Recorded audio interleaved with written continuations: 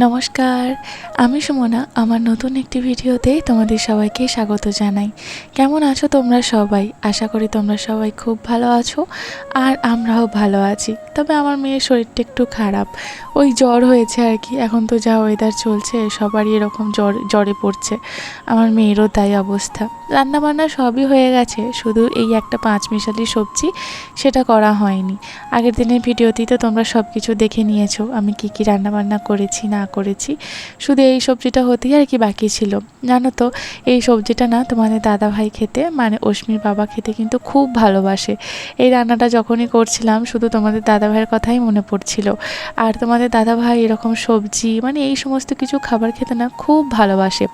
আর এই সবজিটা না আমি একটু সবার থেকে একটু আলাদা রকমভাবে বানাই। আসলে আমি সবার মতো করেই বানাতে চাই, কিন্তু আলাদা হয়ে যায়, কেন হয়ে যায় জানি না। যাই হোক আর কি, প্রত্যেকবারই বানাতে চাই সবার মতো করে, কিন্তু প্রত্যেকবারই আলাদা রকমভাবে হয়ে যায়। মশলাতে একটু সর্ষে বাটা দিই, মানে ধনে জিরে আদা রসুন হলুদ গুঁড়ো যা যা দেওয়ার আর কি, নুন হলুদ সব কিছুই দিই। তার সাথে সাথে একটুখানি আর কি সর্ষে বাটাও দিই। আর এই রান্নাটার মধ্যে আমি এতটুকুও জল দিই না, কারণ তোমরা দেখতেই পাচ্ছ এখানে সবজির পুরো ভাণ্ডার।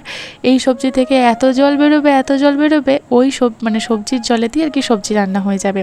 শুধু লো ফ্লেমে রান্নাটা করতে হবে।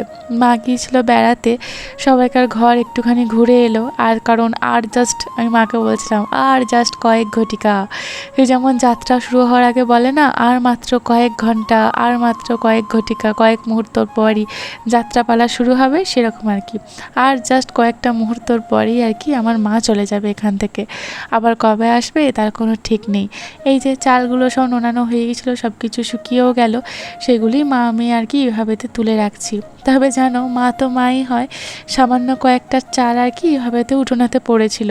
সেই সমস্ত চাল সেই পাখির ঠোঁটের মতো করে খুঁটে খুঁটে খুঁটে খুঁটে সেইগুলোকে, মানে একটা দানা চালও আর কি উঠানের মধ্যে ছাড়িনি, কারণ মা বলে মা লক্ষ্মী আর কি চাল তো ফেলে রাখতে নেই। তো যতগুলো আর কি মায়ের সন্ধানে ছিল আর কি বা চোখে পড়েছে, সব কটা চাল আর কি খুঁটে খুঁটে নিয়ে এসেছে।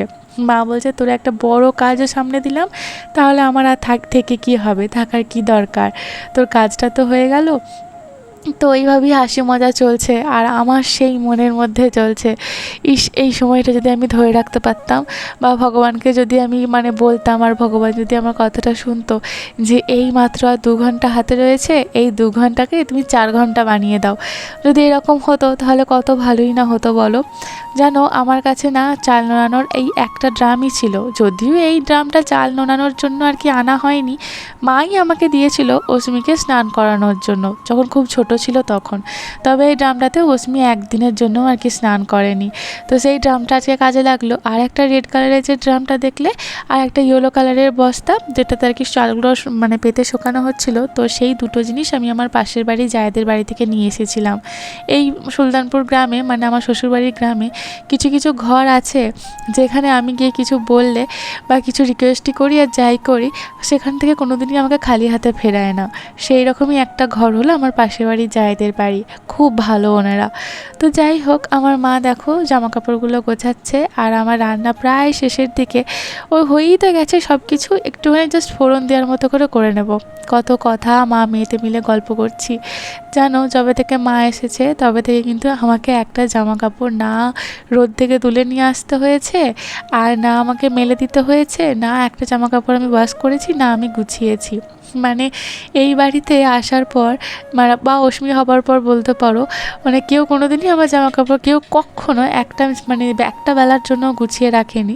আমার জামা কাপড়, আমার মেয়ের জামা কাপড় আমিই গোছাই। আবার দিনে দিনে না হলেও 2 দিন 3 দিন জমা হয়ে যায়, তারপরে পরে গোছাই। কিন্তু এই মা আসার পর, মা ছাদ থেকে তুলে নিয়ে আসার পরেই দেখো সাথে সাথেই অস্মির কাঁথা, অস্মির জামা প্যান্ট, আমার জামা কাপড় যা যা আছে সব কিছুই কত সুন্দরভাবে গুছিয়ে রাখছে। আর আমাকে এখন গল্প শোনাচ্ছে, কি বলো তো, ওই যে ঘুরতে গিয়েছিল, বেড়াতে গিয়েছিল, তো সেখানে গিয়ে কে কী বললো, কে কী রকমভাবে আপ্যায়ন করলো, সেই সমস্ত কিছু কথা আর কি আমাকে বলছে সুমনা, আজকে যদি আমি না যেতাম বা না দেখা করে যদি চলে যেতাম আজকে, তাহলে খুব খারাপ হতো। কারণ অনেকেই আছে, তোমাদেরকে বলেছি এটা আমার শ্বশুরবাড়ির গ্রাম না মামার বাড়ির গ্রাম তোমরা ধরতে পারবে না, কারণ অর্ধেক মানুষই আর কি আমার মায়ের চেনা, আর অর্ধেক মানুষই আমাকে মামুনির মেয়ে বলে ডাকে, এখনও পর্যন্ত ডাকে। মানে শ্বশুরবাড়ির গ্রাম আমার হাজব্যান্ডের নামে আমি পরিচিত হব তার জায়গায় অর্ধেক মানুষ আমাকে মামুনির মেয়ে নামেই চেনে। তো যাই হোক, ভীষণ ভালোও লাগে একটা যখন সবাই ডাকে আর কি, মামুনির মেয়ে না তুই, মানে এই কথাটা যখন বলে আমার ভীষণ ভালো লাগে জানো। এই যে এই সবজিটার মধ্যে একটুখানি মাছের তেল ভাজাও দিয়েছিলাম, আর সেই মাছের মাথাটা ভেজেছিলাম, তো সেই মাছের মাথাটাও আর কি গুঁড়ো করে দিয়েছিলাম আর কি, মানে ওই ভাজার পর ভেঙে টেঙে দিয়েছিলাম। দিয়ে এইভাবে এই যে হয়েই গেছে, জাস্ট একটু ভালো করে মিক্স করে নেব। আর আমি মিষ্টি দিতে একদম ভুলে গেছিলাম মায়ের সাথে গল্প করতে করতে। এই নুন মিষ্টি যখন একটুখানি চেক করবো শেষের দিকে, তখন দেখি এই রে, এক ফোঁটাও তো মিষ্টি দিইনি। আর এতে যেহেতু অনেক ধরনের সবজি পড়েছে, একটুখানি মিষ্টি না দিলে না ঠিক ভালো লাগে না। যদিও আমি নর্মালি যে সমস্ত রান্নাগুলো করি তাতে এক ফোঁটাও, মানে যেগুলো মিষ্টি দেওয়ার নয় তাতে আমি এক ফোঁটাও চিনি তো ঠেকাই না। কিন্তু আর এটাতেও আমি আজকে চিনি দিতাম না, কিন্তু মানে যদি আমি বাড়িতে রান্না করতাম তো দিতাম না, যেহেতু মামা আর কি আসছে, তো মামা খাবে, তো সেই জন্য আমি গুড়টা আর দিইনি, একটু অল্প মতো চিনি আর কি দিলাম।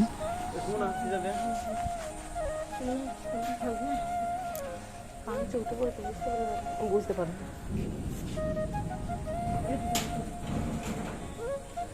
আমি নিয়েছো তো মনে করে ফোনের চার্জারটা নিয়েছো তো, চশমাটা, ওষুধগুলো।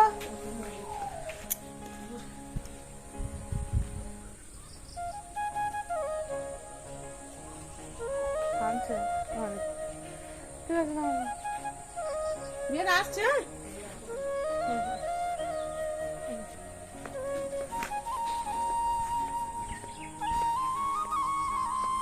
আমাদের খাওয়া দাওয়া করে শুতে করতে প্রায় 3:30 মতো বেজে গিয়েছিল। মামা বলেছিল 4টের সময় নাকি বেরিয়ে যাবে, কিন্তু বিশ্বাস করো অস্মিকে ঘুম পাড়াতে গিয়ে, কারণ অস্মি তো লাইট চালিয়ে তো ঘুম পাড়াতে পারবো না, লাইট অফ করে ঘুম পাড়াতে গিয়ে আমরা সবাই আধ ঘন্টার মতো ঘুমিয়ে গিয়েছিলাম। তারপরে তো আর কি আমার মা হঠাৎ করে আর কি ওট ওট উঠ, আমাকে যেতে হবে। আর বাইরে বেরিয়ে এসে দেখি এই রকমভাবে এক কীরকম মেঘ করেছে, মানে কালো অন্ধকার করে এসেছে। তো আমি বললাম যেতে হবে না, থেকে যাও বা কিছুক্ষণ পর যাবে, কিন্তু আমার মামা বলল যে না আমরা পৌঁছে যাব। আসলে মা বাড়ি যাচ্ছে না, মা যাচ্ছে আমার মামার বাড়ি। আর তোমাদেরকে তো বলেইছি আমার শ্বশুরবাড়ির গ্রাম থেকে আমার মামার বাড়ির গ্রাম খুব একটা ডিস্টেন্স না, বলতে পারো জানো, আমি তো সবসময়তেই বলি আমার মামার বাড়ি আর আমার শ্বশুরবাড়ির গ্রাম মানে আলাদা আলাদা গ্রাম হলেও ওই একই মানুষজন, তাদের একই ব্যবহার, একই সমস্ত কিছু একই। আমার মা চলে গেল, মনটা মানে এত খারাপ, মায়েরও চোখটা ছলছল করছিল আর আমারও বুকটা ফেটে যাচ্ছিল। তবে জানো যেটা আমি আশা করিনি সেটা হলো এই যে ঘুরে দেখি আমার মেয়ে এখানটায় দাঁড়িয়ে রয়েছে। ওকে দেখার পর আমি নিজেকে সামলানো যে আমার কতটা কঠিন হয়ে পড়েছিল, তোমরা ওকে দেখো তাহলেই তোমরা বুঝতে পারবে।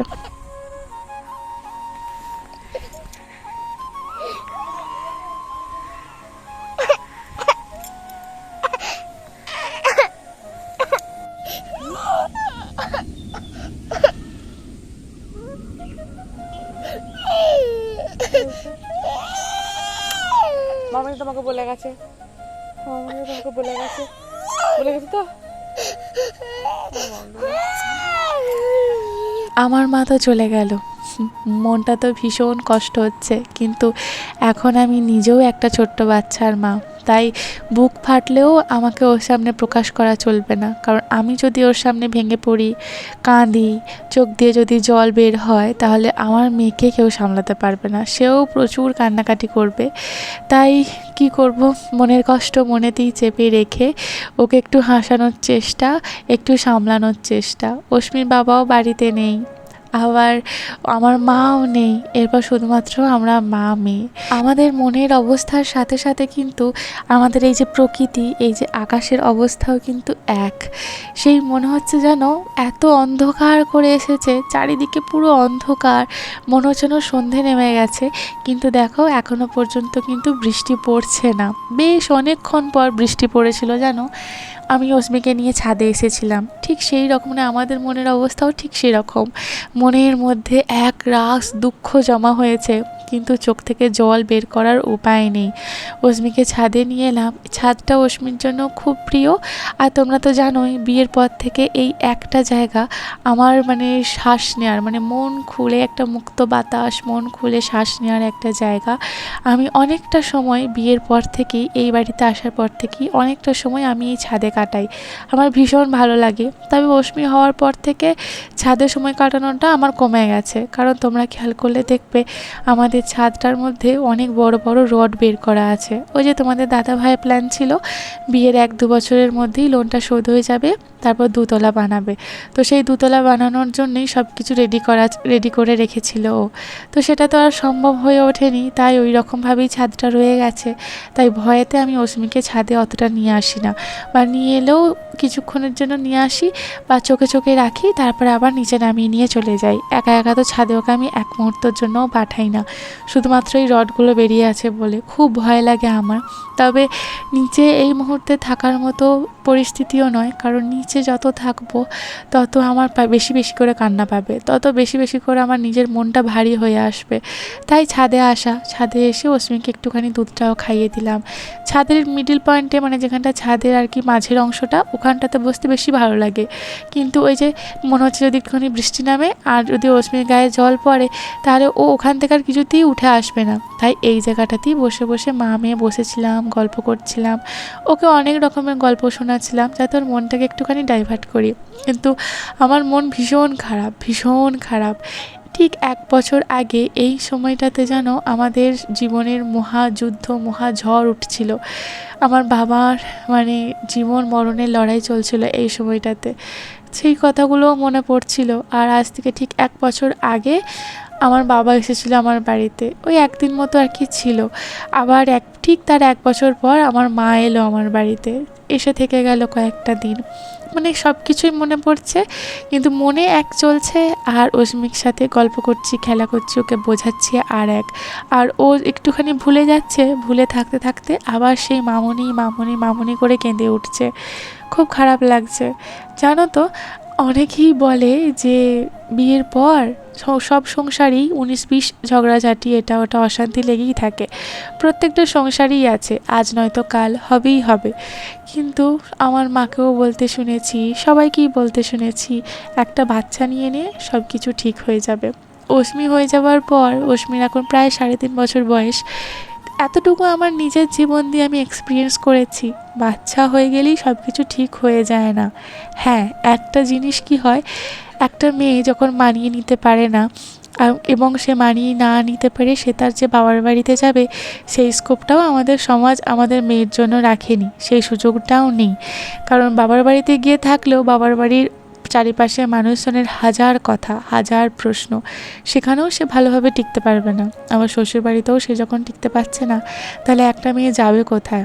তখন অনেক মেয়েই সেই চরম রাস্তা বেছে নেয়। ওপর থেকে দেখলে প্রত্যেকটা মেয়েকেই খুব হাসি খুশি মনে হয়, বা প্রত্যেকটা মেয়ে কেন, প্রত্যেকটা ছেলে মেয়ে, প্রত্যেকটা মানুষকে খুব হাসি খুশি দেখে মনে হয়। কিন্তু ভেতরটা যে কি হয় তাদের, সেই ভেতরটা না, ভেতরের মানুষের খবরটা কেউ রাখতে চায় না। যখন সে চরম পদক্ষেপটা নেয়, তখন বলতে পারে মানুষ, তখন বলে আমাদেরকে তো বলতে পারতিস, আমাদের কাছে তো একবার আসতে পারতিস, কিছু না কিছু সমস্যার সমাধান হতো বই কি। কিন্তু সত্যি কি তা হয়? তা হয় না। হয় কখন হয়, মানুষের কথাগুলো কখন বলে, যখন সেই মেয়েটা বা সেই বউটাই পৃথিবীতে আর থাকে না, তখন সমস্যার সমাধান করেও কোনো লাভ নেই। বাচ্চা নিয়ে নেওয়ার একটা মেন কারণ হলো, সেই বাচ্চার জন্য, সেই বাচ্চার মায়ায় সেই মেয়েটা জীবিত থাকবে। কারণ একটা মা তার বাচ্চাকে যেভাবে লালন পালন করে, যেভাবে বড় করে তোলে, সেটা আর কারোর পক্ষেই সেটা সম্ভব নয়। সেই বাচ্চার মায়ায়, বাচ্চার খিদে পেলে খেতে দিতে হবে, তাকে ঘুম পেলে ঘুম পাড়াতে হবে। বাচ্চার মা যদি না থাকে, তাহলে সেই বাচ্চাটার যে কী অবস্থা হয় সেটাও আমি চোখের সামনে দেখেছি। তাই সেহেতু বাচ্চা এই জন্যেই নিতে বলে যে সেই বাচ্চার মায়াতে সেই মেয়েটা হয়তো তার শ্বশুরবাড়িতে টিকে যাবে, সমস্ত কিছু সহ্য করে টিকে যাবে, এবং হয়তো সে জীবনটা বেঁচে যাবে, জীবনে বেঁচে থাকবে। সে হয়তো সেই চরম পদক্ষেপটা নিতে পারবে না ওই বাচ্চাটার মায়াতে। এই জন্যই মনে হয় বলে যে বাচ্চাটা নিয়ে না তাড়াতাড়ি সব ঠিক হয়ে যাবে। আদতেও কোনো কিচ্ছু ঠিক হয় না, পরিস্থিতি আরও খারাপ হয়, কিন্তু ওই মেয়েটা বেঁচে থাকবে, মেয়েটা মরবে না।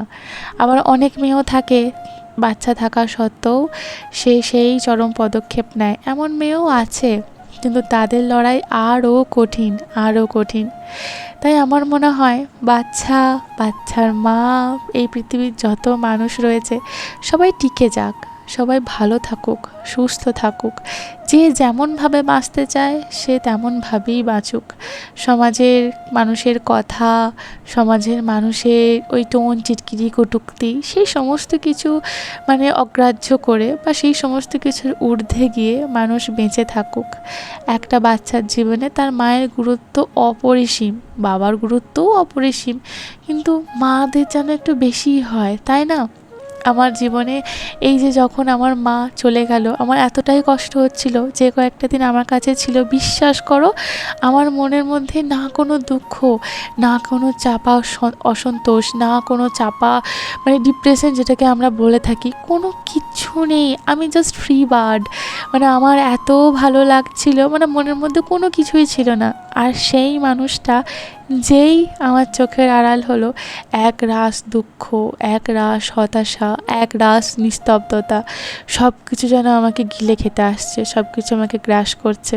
তবে হ্যাঁ, আমিও জানি দিনের পর দিন যখন একটু একটু করে সময় বদলাবে বা সময় যাবে, আমি আবার ধাতস্থ হয়ে যাব এই লাইফে, হয়ে যেতে হবে আমাকে এই বাচ্চাটার জন্য। দেখো না, এখনই আমার বুক ফেটে কান্না আসছে, কিন্তু কান্নার উপায় আছে কি? আমার বাচ্চার সাথে আমাকে হাসি খুশি হয়ে কথা বলতে হচ্ছে, ওর সাথে খেলতে হচ্ছে। এটাই আমাদের জীবন, এইভাবেই আমরা কাটিয়ে দেব। জানি না কবে একটু প্রাণ ভরে নিঃশ্বাস নেব। আজ তবে আসি, এই ভিডিওটা আমি এখানেতেই শেষ করলাম, আবার দেখা হবে খুব তাড়াতাড়ি। ও হ্যাঁ, একটা কথা বলতে তো ভুলেই গেলাম, যদি এই ভিডিওটার মধ্যে তোমাদের এতটুকু কিছু ভালো লেগে থাকে বা আমার সাথে যদি তোমরা কোনো কিছু রিলেট করতে পারো, তাহলে প্লিজ ছেড়ে যাবার আগে আমার চ্যানেলটা সাবস্ক্রাইব করে দিও। তোমরা খুব ভালো থেকো, সুস্থ থেকো, নিজের শরীরের সাথে সাথেও নিজের মনের যত্ন নিও।